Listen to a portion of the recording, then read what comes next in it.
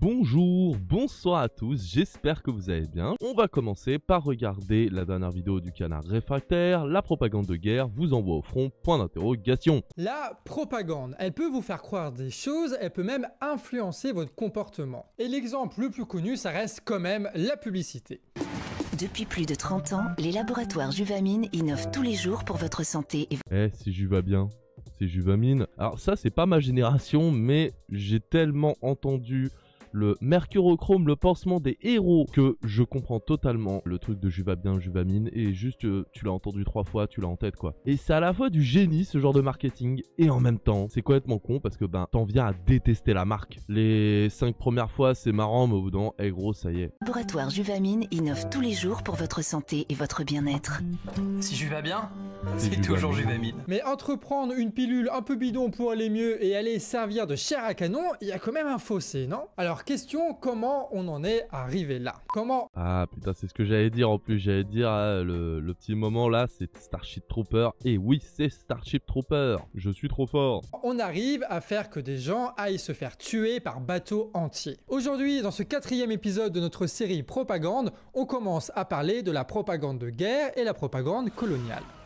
Ça annonce des sujets très joyeux. Oui messieurs dames, oui. Si on déclenche un conflit, notre propagande nationale ne parlera jamais de guerre. Ce travail sur le nom, il est lié à la connotation évidemment négative de certains mots. Les bombardements deviennent alors des frappes et les gens déchiquetés par ces bombes sont juste des dommages collatéraux. Et ça c'est très quelque chose qu'on voit de plus en plus en règle générale dans le marketing. Genre travailleur qui va devenir collaborateur, ce genre de truc. Parce que les mots ont un pouvoir. Avec un mot, tu peux faire passer tellement de choses. Il vient de le dire avec les frappes au lieu de bombardement, etc. Et ça a de plus en plus été dans le sens où avant on était en monarchie, tout ça, donc il y avait la guerre, t'allais être embauché dans l'armée, t'avais pas le choix et tu fermes ta gueule. Sauf que après, quand il y a eu les révolutions françaises, etc., et qu'on est passé en démocratie, la démocratie c'était bien et tout ça. Bon, la démocratie c'était surtout une excuse de la bourgeoisie pour s'affranchir de la noblesse et avoir des privilèges que la noblesse leur refusait. Mais bon, c'est pas le sujet.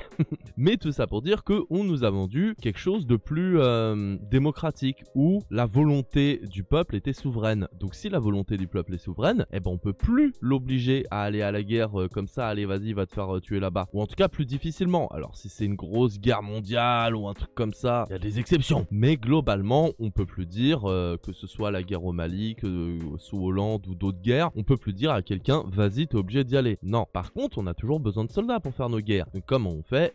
La propagande. Et même, sans parler de ça, pour que le peuple soit pour la guerre, ou en tout cas qu'il ne soit pas contre le gouvernement qui fait de la guerre, on va utiliser des techniques parce que dire au hasard, totalement au hasard. Oui, le gouvernement israélien a bombardé plusieurs écoles, des hôpitaux, etc. Ah, c'est pas très sexy, c'est pas très vendeur. Alors que si tu dis, oui, le gouvernement israélien a débusqué des dangereux terroristes du Hamas dans un hôpital ou une école, ah là, ça passe mieux pour l'opinion publique. On va plus se ranger derrière. Et la guerre elle-même, dans la bouche des propagandistes, elle peut prendre plein de noms différents. On parle des événements pour la guerre d'Algérie lorsque les Algériens ont revendiqué leur indépendance. Il y a quand même un doux euphémisme, l'événement de la guerre d'Algérie. Parce que bon, c'est pas un événement, c'est juste une guerre colonialiste entre un colonisateur, la France, et un colonisé, l'Algérie, le colonisé qui, naïvement, avait cru que quand ils ont aidé à libérer l'Europe de l'Allemagne, du petit moustachu du milieu du XXe siècle, et qu'ils entendaient partout, oui, il faut rendre au pays, à la France, sa liberté, pays indépendant, non au tyran, non à la dictature. Ils se sont dit, ça vaut peut-être pour nous ça aussi, tiens. Et ouais, du coup, les Algériens, ils étaient en mode, mais du coup, attends, si l'Europe, ils veulent leur indépendance et qu'ils l'ont, peut-être que nous aussi on peut négocier pour l'avoir. Surtout qu'en plus on a un petit peu beaucoup aidé quand même, parce qu'ils avaient quand même chaud au cul sans nous. Et la France a répondu tel le même sur Mario, non. Et donc il y a eu les événements de la guerre d'Algérie, 12 euphémismes, ça fait plaisir. On parle de l'intervention contre la dictature en Libye pour la guerre en 2011. Un vocabulaire proche de celui de Poutine, par exemple, lorsqu'il déclenche une invasion en Ukraine et l'appelle opération spéciale. Et ça, c'est, on va pas se mentir, c'est quand même l'énorme hypocrisie de la plupart des gouvernements qui vont, quand ça les arrange pas, pointer du doigt le fait qu'il y en a, ils utilisent des euphémismes comme Poutine, comme d'autres, Bachar al-Assad, qui tu veux, en mode oui, regardez, ils disent disent que c'est une opération spéciale alors qu'on sait très bien que c'est la guerre. Mais bon, 2 minutes plus tard, quand c'est à eux de bombarder, alors non, c'est une frappe chirurgicale, préventive, défensive, ce que tu veux, nanana. Donc bon, c'est quand même du foutage de gueule. Et ça, c'est très proche aussi du vocabulaire de l'administration états-unienne sur l'Irak, appelée, et c'est pas une blague, l'opération Liberté de l'Irak. Oui, libérons l'Irak en leur envoyant des bombes sur la gueule, ça fait plaisir. C'est pas du tout pour le pétrole, je vous jure, c'est vraiment parce qu'il y a des terroristes et en plus, à ce qui paraît, il y a des armes de nucléaire là-bas. Wallah, c'est vrai, je l'ai entendu. Non, pas Wallah, parce que je ne suis pas un putain de terroriste. Vous voyez l'idée. Mais ça, c'était un délire. Alors, tout le monde n'a pas connu, et même moi, j'étais très jeune. Hein. Mais, oh là là, l'époque de la guerre en Irak, mais c'était d'un ridicule, en vrai. Ridicule et en même temps tragique. À part les ricains les plus débiles fous du bus, tout le monde avait compris que c'était une excuse, les armes nucléaires en Irak pour aller là-bas. Tout le monde savait que c'était juste une excuse, sauf que quasiment personne n'a rien dit. Il y a un pays en particulier qui a dit non, on vous suivra pas là-bas les ricains, c'est nous, c'est la France. Et on s'est fait lyncher pour ça, surtout aux États-Unis. Hein. On a été traité de lâche, de faible, on nous a remis la Seconde Guerre mondiale en mode grâce à nous les ricains, et ben la France elle a été libérée, alors vous dites pas merci, gna gna gna. Ouais, sauf que déjà un connard, c'est qui a fait en sorte d'aider votre pays à devenir indépendant? Non, parce que je pense pas que sans Lafayette et l'aide de la France qui pouvait pas encadrer les Anglais, pas sûr que votre indépendance elle soit aussi bien passée. Donc déjà on redescend et ensuite désolé mais il n'y a pas que vous hein, pendant la Seconde Guerre mondiale, parce que en Europe, je sais pas si dans les autres pays c'est comme ça, mais en tout cas en France on a vraiment un discours sur la Seconde Guerre mondiale de les États-Unis nous ont sauvés, alors que désolé hein, mais les premiers arrivés à Moscou c'était les Russes. Non mais clairement les États-Unis ont eu pendant la Seconde Guerre mondiale, ils ont eu une place importante et ils ont beaucoup aidé, on va pas dire le contraire, mais de là à faire croire qu'il y avait que eux et à croire à leur propagande qui dit oui nous sommes les sauveurs du monde libre nanana, faut pas pousser mémé dans les orties. Et donc quand on a refusé d'aller en Irak, on s'est fait traiter de couilles molles. Il y a eu aux États-Unis vrai truc hein, des gens qui sont allés jusqu'à déverser des vins français dans la rue. Frérot, bois-le le vin, enfin je sais pas, bois le vin et tire sur les bouteilles, tu vois, je sais pas, quelque chose, mais là tu gages de la bonne villasse quoi.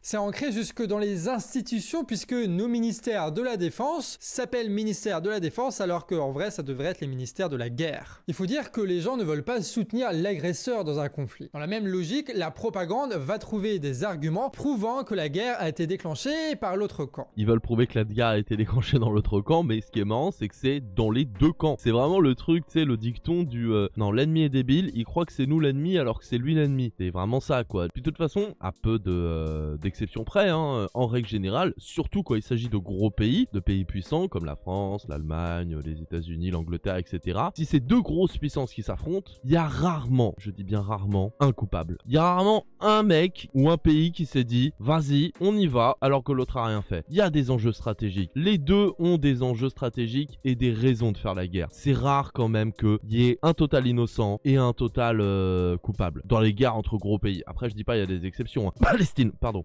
Ah, mal à la gorge, oulala, oulala, mais bon, c'est pas un gros pays, de toute façon, personne veut le reconnaître comme un état. Les propagandistes pourront donc répéter qu'en réalité, ils sont en état de légitime défense. Là encore, les massacres commis par l'État israélien en Palestine sont des exemples saisissants. Depuis octobre 2023, cet État justifie ses crimes en rappelant sans cesse les atrocités du 7 octobre pour ancrer cette idée de légitime défense. Alors qu'on ne le rappellera jamais assez, mais déjà, si vous voulez vraiment jouer sur le côté c'est pas moi qui a commencé, ce qui est débile, mais admettons, bah dans ce cas-là, si c'est vous qui avez commencé, je veux dire, les Palestiniens, ils étaient là avant vous. Alors vous pouvez me dire, oui, mais il y a plus de 2000 ans, on était là avant. Ouais, bah dans ce cas-là, c'est les Africains qui méritent d'avoir le monde entier, vu que à la base, tout le monde vient d'Afrique. Si jamais tu veux revenir vraiment à la genèse, frérot. Et désolé, mais alors oui, le 7 octobre, c'était horrible, oui, c'est condamnable, mais là, c'est vraiment l'équivalent de ton fils a pété un verre et tu lui fous une branlée pendant 4 mois. Et encore, je suis gentil. Au sens où là, c'est plus de la défense, c'est génocide. Mais ils vont justifier ça par le 7 octobre. Vous vous rendez compte que quand même, ça va faire presque un an là. Ça fait presque un an qu'ils sont en train de bombarder Gaza, qui bombardent des écoles, des hôpitaux, qui tuent des gens. Il y a des horreurs à Gaza depuis presque un an. Tout ça est justifié par une attaque, qui est certes condamnable, mais ça reste une attaque comparée à tout le reste, tu vois. Et Netanyahou, je suis désolé, il a vraiment le physique de ses idées, comme diraient les droitos. Hein. C'est vraiment un mec d'extrême droite qui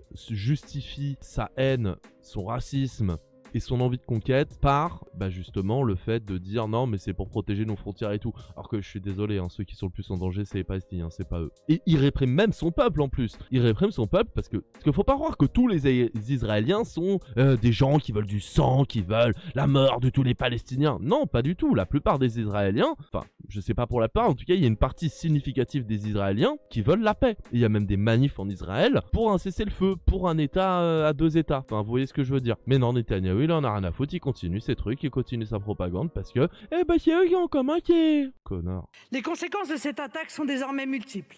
La première est bien entendu la riposte d'Israël. Cette riposte est tout à fait légitime. C'est pas ce que vous disiez il y a 10 ans, dis donc, hein. À l'époque où vous étiez encore ouvertement antisémite et que vous étiez contre les juifs. Ah bah là, vous étiez pour la Palestine indépendante. Il y a des vidéos où il y a des Israéliens qui manifestent pour dire que leur gouvernement est à chier et qu'il faut foutre la paix à la Palestine. Ouais.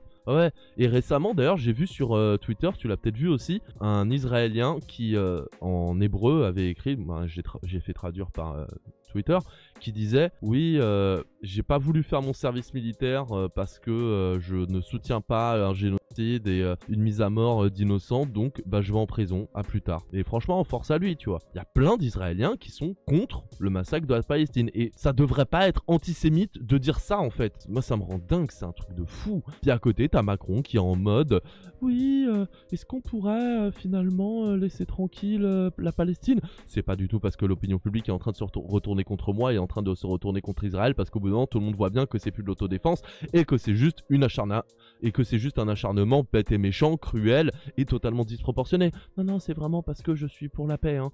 Bon, ça ne nous empêche pas de continuer à leur envoyer des armes à Israël, mais vraiment, s'il vous plaît, arrêtez de vous battre. Et Marine Le Pen, quelle grosse hypocrite, alors que, désolé, mais ton parti, il a été créé par qui déjà? Ouais, des potes du moustachu du XXe siècle, c'est bien ce qui me semblait. Comme l'a rappelé à de multiples reprises l'ONU, Israël a le droit de se défendre. Et comme l'a rappelé à multiples reprises l'ONU, il faut la paix et un accord à 2 États. Ça, par contre, tu te gardes bien de le dire, hein. Et je considère même que c'est un devoir de l'État israélien de défendre sa population. Alors oui, c'est un devoir de défendre sa population, mais il y a quand même une différence entre défendre sa population et faire des meurtres et des massacres. Parce que si après le 7 octobre, ils avaient fait une contre-attaque, ils avaient calmé le jeu, tout ça, machin, ok, je peux comprendre à la rigueur. J'aurais préféré qu'on n'en arrive pas là et qu'ils arrivent à communiquer, mais la géopolitique, c'est très compliqué, surtout dans des endroits aussi tendus. Parce que, l'Europe a tellement fait joujou avec le monde entier, l'Europe et les États-Unis, les puissances occidentales ont tellement fait joujou avec le monde entier pendant des années comme si c'était à eux, que maintenant que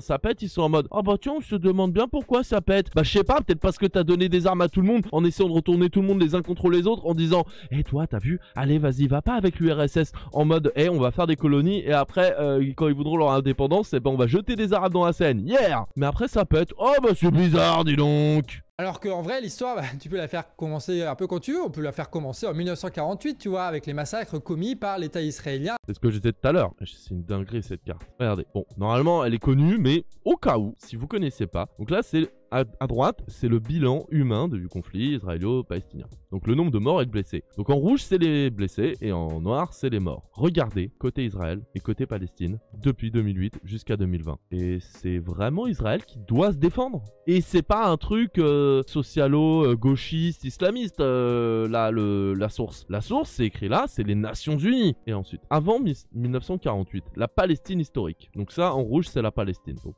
le plan Marshall. Oh tiens. En blanc, c'est Israël.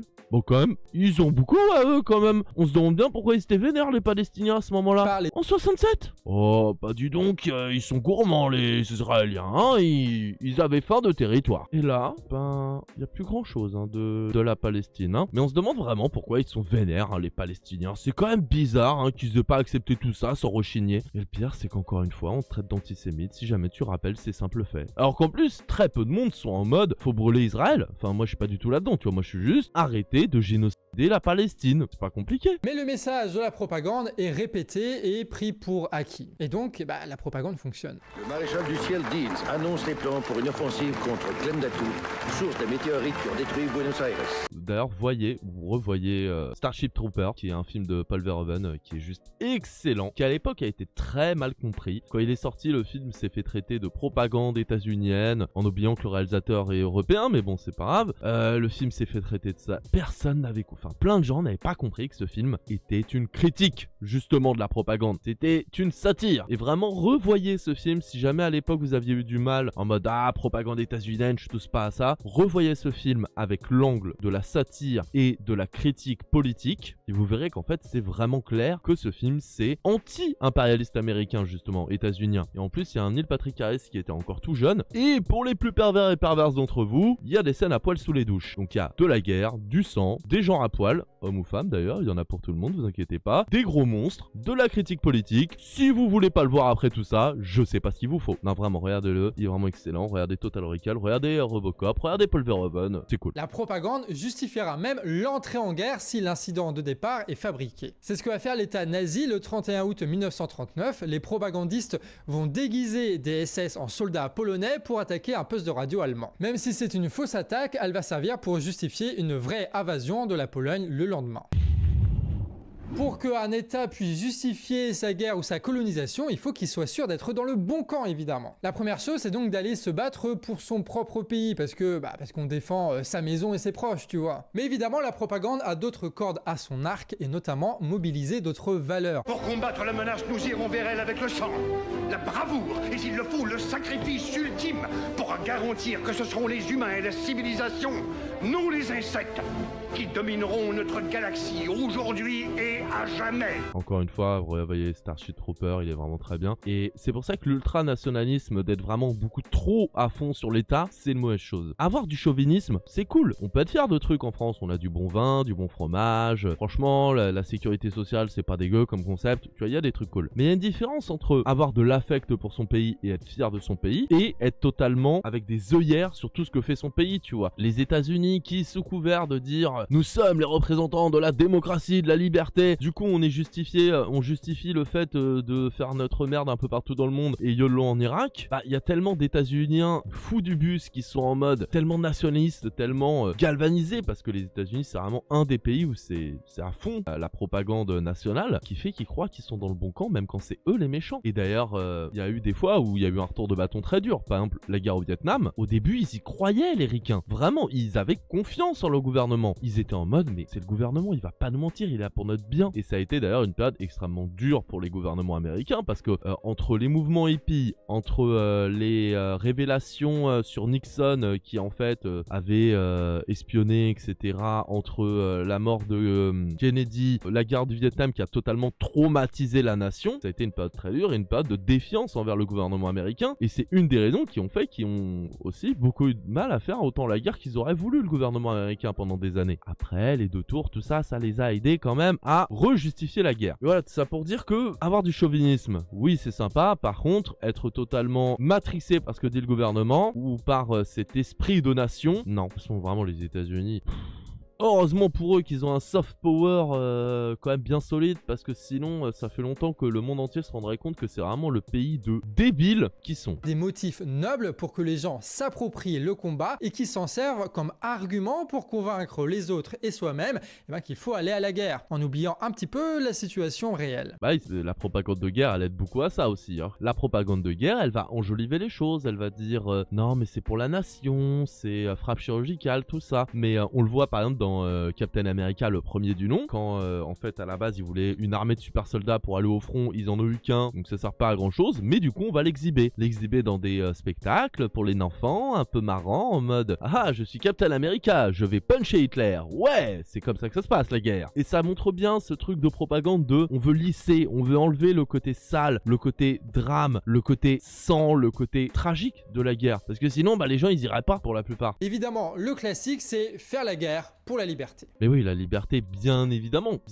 que la propagande va utiliser des concepts aussi flous et généraux que liberté, démocratie, espoir, paix. Parce que qui va être contre la liberté? Qui va dire ah non, moi je vais pas me battre pour la liberté, hein? Personne va dire ça. Donc déjà, quand les gouvernements utilisent le terme de liberté, déjà, le gouvernement il va dire ouais, on se bat pour la liberté. Déjà, avant même de dire non, je veux pas me battre, faut déjà expliquer en quoi c'est pas vrai que ce combat est pour la liberté. Et on le voit encore en ce moment, depuis le 7 octobre, octobre avec le fait que le consensus médiatique, le consensus politique est tellement sur Hamas méchant, Palestine méchante, Israël gentil, défense et liberté, que avant même d'être contre, déjà faut expliquer en quoi ce qu'ils disent est faux, ou en tout cas en partie faux. Déjà rien que ça c'est compliqué parce qu'on va te traiter d'antisémite, hein, on le voit avec LFI depuis le début, alors qu'ils ont juste osé demander l'arrêt du conflit et un état à 2 états. Oulala, quel sauvage. Donc tu vois, c'est compliqué quoi. Et c'est pour ça que c'est aussi puissant ce genre de terme. Une guerre appelée liberté pour l'Irak. Mais ça peut être aussi la civilisation par exemple. Ou bien la démocratie, là par exemple Nicolas Sarkozy, il défend la guerre en Libye et en Côte d'Ivoire en 2011. La démocratie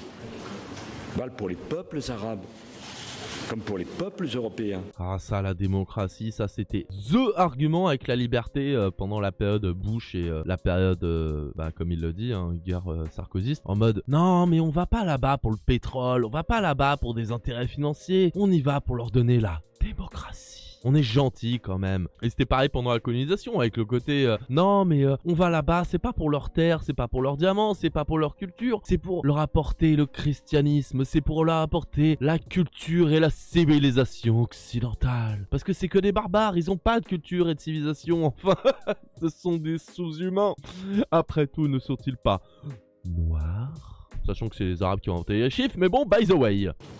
Pour les peuples d'Afrique comme pour les peuples d'Occident, c'est un droit. Démocrate, libéral, pro-occidental. Ceux qui s'opposent à la guerre s'opposent donc à la liberté. Ceux qui sont contre la guerre sont donc contre la liberté et pour les tyrans. Ça donne les coupeurs de tête, ça donne les barbares de Al-Baghdadi. Bah oui, c'est être contre la guerre qui donne les coupeurs de tête et les barbares, hein, Bernard, hein. Toi tu mérites encore 1 ou 2 tartes dans la gueule. Et quand je dis tarte, je parle de la pâtisserie bien évidemment. Même si...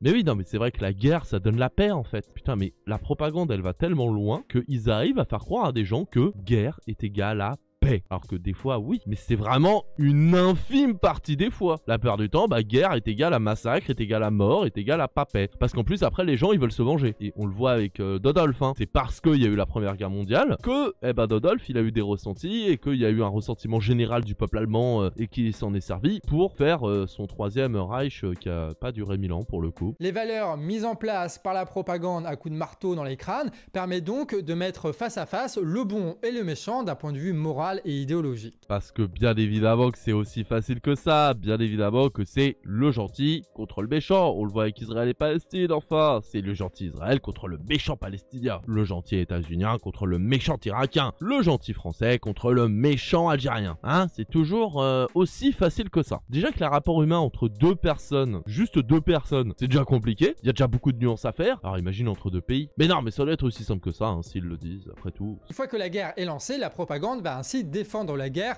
par altruisme, parce qu'il faut aider ces combattants qui souffrent en nous défendant, sans que ce nous est vraiment défini. Est-ce qu'on parle de l'État, de la population, des industriels, des intérêts géopolitiques? Tout ça est un peu confondu, tu vois. Moi, ce qui me fait rire jaune avec tout ça, tu vois, les propagandes d'État en mode Noël aux armées, ils n'ont pas de cheminée.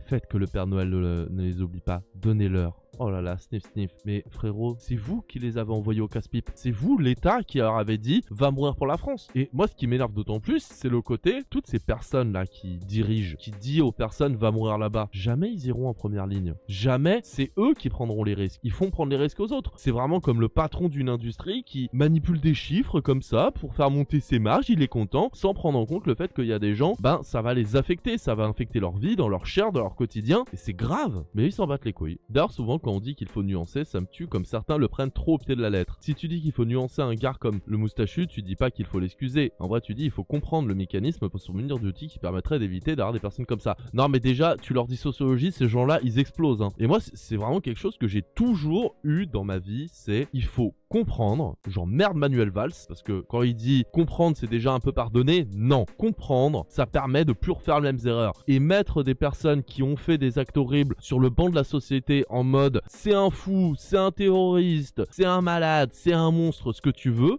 ça permet pas de comprendre vraiment comment on en est arrivé là et faire de la prévention pour pas que ça recommence. Parce que si tu les mets sur le banc de la société, du coup tu te dis que c'était juste que c'était des monstres. Ça peut pas m'arriver à moi, je suis pas un monstre. Alors que, je suis désolé, mais péter un câble, devenir fou, faire des atrocités, ça peut tous et toutes nous arriver. Pas du jour au lendemain, mais ça peut nous arriver si jamais justement les conditions sont là. Évidemment, la figure du soldat là-dedans, elle est glorifiée par la propagande. Un poilu est montré comme sauvant Marianne par exemple. Et pendant l'occupation, le soldat allemand est montré comme un homme de confiance qui s'occupe des enfants. Ouh là là, la photo qui fait peur quand même. Le pire, c'est que aujourd'hui, ce genre de photo, on va dire, oui, c'est quand même gros, nous on serait pas à voir comme ça. Ouais, tu parles. On se rappelle de Macron pendant les JO, dès qu'il y avait quelqu'un qui gagnait une médaille, poussez-vous, je veux être à côté de lui, Ah, t'es Riner, t'es mon copain, allez, faisons une photo ensemble, comme ça va augmenter ma cote de popularité. On fait toujours la même chose. Et évidemment, dans tous les cas, ce sont des héros d'après la propagande. Voici ce que dit par exemple le premier ministre israélien sur ses soldats.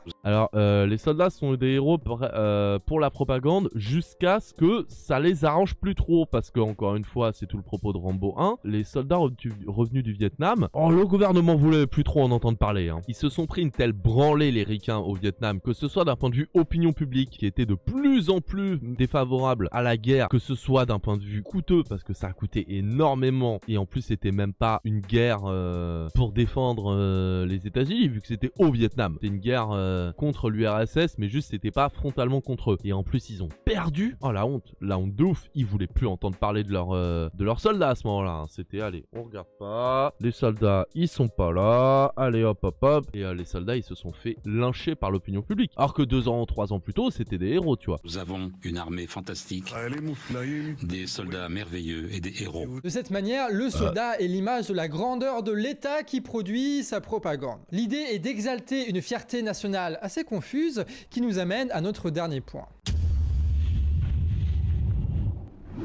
Il faut dire ouvertement qu'en effet, les races supérieures ont un droit vis-à-vis des races inférieures, parce qu'il y a un devoir pour elles. Elles ont le devoir de civiliser les races inférieures. Ah bah c'est ce dont je parlais tout à l'heure, avec la colonisation. Non mais, on veut pas les coloniser, on veut juste les aider à devenir plus supérieurs, à les civiliser enfin. Ça, ce sont les mots de Jules Ferry devant l'Assemblée nationale française. Ah ouais, c'est Jules Ferry qui a dit ça? Ah putain. Eh bah comme quoi, il a pas fait que des bons trucs, hein, Jules Ferry. Le 28 juillet 1885. Ce même Jules Ferry qui est à la base de l'école obligatoire et gratuite et qui était un fervent défenseur de la colonisation sur cette base-là. Et bah comme quoi, on peut faire des trucs super bien et de la grosse merde dans la même vie, hein. Et ça, faut jamais l'oublier. Est-ce que quelqu'un peut nier qu'il y a plus de justice, plus d'équité, plus de vertu sociale dans l'Afrique du Nord depuis que la France a fait sa conquête? Oh là là, mais on entend Éric Zemmour ou c'est comment là? La supériorité raciale, morale, économique, civilisationnelle, elle sert toujours la propagande pour tout justifier et en particulier les pires atrocités. Le champion est évidemment l'impérialisme états-unien dans ce domaine avec une propagande nationaliste qui fonctionne très bien puisque les États-Uniens pensent encore qu'ils sont le meilleur pays du monde. Bah d'un côté, les États-Unis ils connaissent que leur pays. Tu leur donnes une carte de l'Europe, tu leur dis mais la France, l'Italie et l'Angleterre, ils seront incapables de le faire. Et on parle pas des plus petits pays du monde quand même. Je suis sûr qu'il y a des États-Unis, tu leur dis mets l'Afrique sur une carte, ils seraient capables de te le mettre en Australie. Déjà voilà, mais en vrai, les États-Unis ils ont pas compris que, alors certes, moi je comprends hein, le fait qu'ils soient chauvins, qu'ils soient fiers de leur pays, tout ça. Il y a eu de grands trucs aux États-Unis, hein, pas de souci. Mais ce qui est con pour eux, c'est que le fait d'être autant patriotes à un point où ça devient débile, c'est que ça les dessert parce qu'ils arrivent plus à se remettre en question. Ils ont du mal à se remettre en question, à faire des changements qui seraient pourtant bénéfiques pour eux. On pense à la sécurité sociale, on pense au port d'armes qui devrait être interdit, on pense à plein de choses. Mais non, ils veulent pas parce que dans leur tête c'est America, fuck yeah. Ils sont encore dans le délire du oui, l'Amérique, terre de toutes les opportunités. Alors c'est plus le cas depuis tellement longtemps, la terre de toutes les opportunités pour les États-Unis. Et le pire c'est qu'il y a des États-Unis, ils sont contents de leur truc. Quand on leur dit sécu social ou moins de port d'armes, ils sont en mode oh non, je préfère me démerder tout seul. Yeeha! Je caricature, mais ce pays ne se rend pas compte à quel point son patriotisme à outrance le dessert plus qu'autre chose. C'est grave. Il y a qu'à voir ce que disait par exemple Goupil, Bruckner ou Glucksmann, le père cette fois-ci, hein, des chiens de garde défenseurs de l'impérialisme états-unien, ce qu'il disait à propos de la guerre d'Irak en 2023. Il parle ainsi des soldats états-uniens. Quelle joie de voir le peuple irakien en liesse fêter sa libération Et c'est libérateur. En ce moment, les discours de l'État israélien vont aussi dans ce sens. Là, le Premier ministre israélien parle de l'armée israélienne qu'il appelle Tsahal. Tsahal est l'armée la plus morale du monde. Non, putain, si c'est l'armée la plus morale du monde, ça veut dire qu'il n'y a plus que celle-là comme armée, je vois pas d'autre explication. Évidemment, cette supériorité, elle est relative, hein. La propagande la met en valeur par rapport à l'autre, évidemment, son ennemi. Cet ennemi qui est le camp du mal, tu vois, cet ennemi qui est en dessous de tout, cet ennemi qui est en dehors de toute légitimité à se battre. Une petite série écrite par Emmerich, j'espère que ça vous fait plaisir. Donc évidemment, pensez à vous abonner pour ne pas louper les prochains épisodes et aussi à nous soutenir financièrement via Tipeee avec des petits dons mensuels si vous voulez qu'on puisse continuer notre travail en toute indépendance. Mais en tout cas, très cool cette vidéo du Canard Réfractaire, comme d'habitude. Mais comme d'habitude, hein, faut faire attention à la propagande parce que des fois elle est là où on la voit pas. Après, faut pas non plus être parano en mode voir de la propagande partout, mais garder un esprit critique, quoi, tout simplement. Et voilà, ce best-of est maintenant terminé. J'espère qu'il vous aura plu. Si c'est le cas, eh bien n'hésitez pas à vous abonner, que ce soit à ma chaîne YouTube Tout va très bien, ma chaîne d'édito actualité politique, que ce soit ma chaîne Blazy, ma chaîne pop culture, Blazy Rediff TVTB, ma chaîne de Rediff live jeux vidéo et pas que, on espère sur le long terme. Vous pouvez aussi aller sur mon Twitch Blazy TVTB, n'hésitez pas, ça ferait vraiment plaisir. Mon Twitter Blazy Tout va très bien, et si je vous avais des sous en trop et que vous voulez me soutenir, alors n'hésitez pas à aller sur mon Tipeee et mon Patreon tout simplement. Je vous en remercierais beaucoup, ça m'aiderait énormément. Alors maintenant, à savoir si la propagande c'est de droite ou de gauche, ça je sais pas. Mais ce qui est sûr, c'est que c'est pas très moral. Allez, salut. Tout va bien.